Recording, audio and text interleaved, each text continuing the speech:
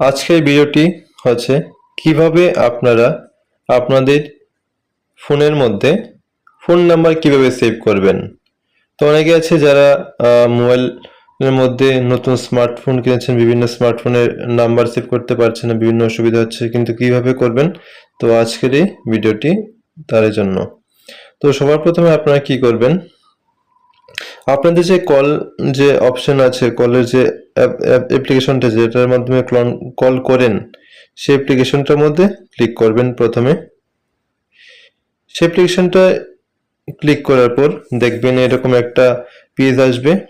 এরকম পেজটা আসার পর আপনারা কি করবেন, আপনার যে মোবাইলে যে স্ক্রিনটা দেখতে পাচ্ছেন, এখানে তো নাম্বার আছে, উপরে বিভিন্ন নাম আছে, এখানে অল আছে, রিসেন্ট যারা কল করছে তাদের নাম তো এখানে আছে, এখানে যারা মিস কল এখানে যদি সার্চ করে নাম আনতে পারবেন, যাদের নাম সেভ আছে তাদের নাম। আর এখানে আপনি বিভিন্ন ফাংশন আছে সেটা আছে। আপনি তো চাইছেন মোবাইল নাম্বার সেভ করতে, তাহলে নিচের দিকে দেখবেন যে নিচে এই যে অপশনটা আছে কন্ট্যাক্ট, এই কন্ট্যাক্টটার মধ্যে ক্লিক করবেন। তো কন্ট্যাক্টে ক্লিক করে দেওয়ার পর দেখতে পারবেন যে এখানে কিন্তু অনেকের নাম সেভ করা আছে, যাদের নাম আমি সেভ করে রেখেছি তাদের নাম কিন্তু এখানে আছে। কিন্তু প্রশ্ন হচ্ছে আপনি কিভাবে নাম্বারটা সেভ করবেন।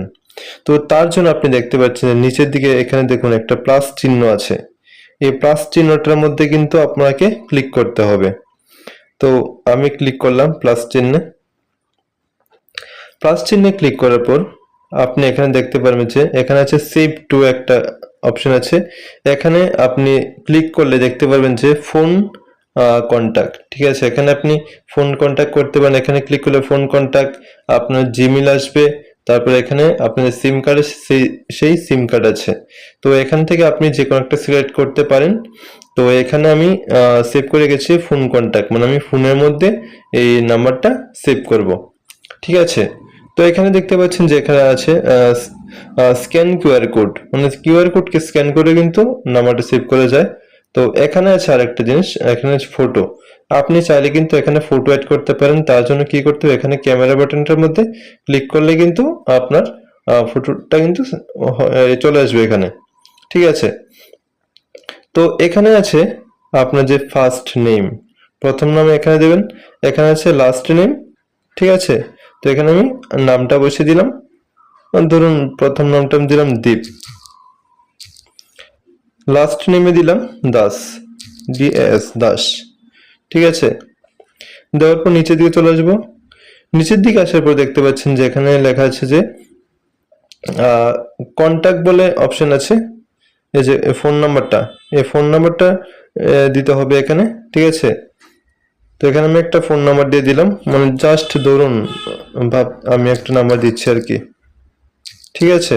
তো আমি একটা এরকম একটা নাম্বার দিলাম।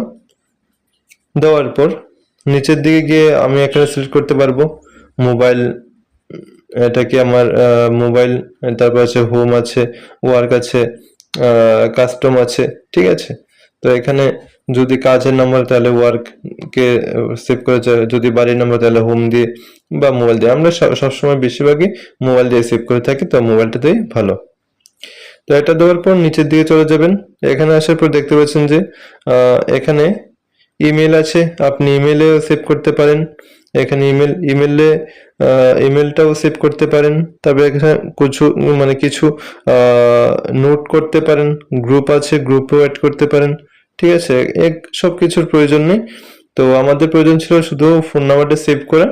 তো প্রথমে দিকে দিলাম যে এখানে নামটা দেবেন, ফার্স্ট নেম, তারপর লাস্ট নেম, তারপর যে মোবাইল যে নাম্বারটা সেই নাম্বারটা বসিয়ে দেবেন। তারপর কিন্তু কাজ কিন্তু প্রায় শেষ। তারপর উপর দিকে দেখতে পারবেন যে এরকম একটা অপশন থাকবে, এই অপশনে ক্লিক করবেন, নয়তো এখানে থাকবে সেভ লেখা থাকবে, ঠিক আছে। তো যে কোনো একটা লেখা থাকবে সেভ, নয়তো এরকম অপশন থাকবে। তো আপনি এখানে সিম্পলি একটা ক্লিক করে দিবেন, বাস সেভ হয়ে গেছে। এখানে আপনি দেখতে পাচ্ছেন যে আমার নামটা কিন্তু সেভ হয়েছে দীপ দাস। তারপর আমি নাম্বার দিয়েছিলাম 12345, ঠিক আছে। এখানে নাম্বার সবকিছু চলে এলো। তারপর এখান থেকে আমি কল করতে পারেন, ভিডিও কল করতে পারেন, এসএমএস করতে পারেন, সবকিছু এখান থেকে করতে পারবেন। তো এই ছিল আজকের ভিডিও। তো ভিডিওটা কেমন হয়েছে, আপনাদের কাছে কেমন লেগেছে অবশ্যই জানিয়ে দিবেন কমেন্ট বক্সে। তো দেখা হচ্ছে পরবর্তী ভিডিওতে।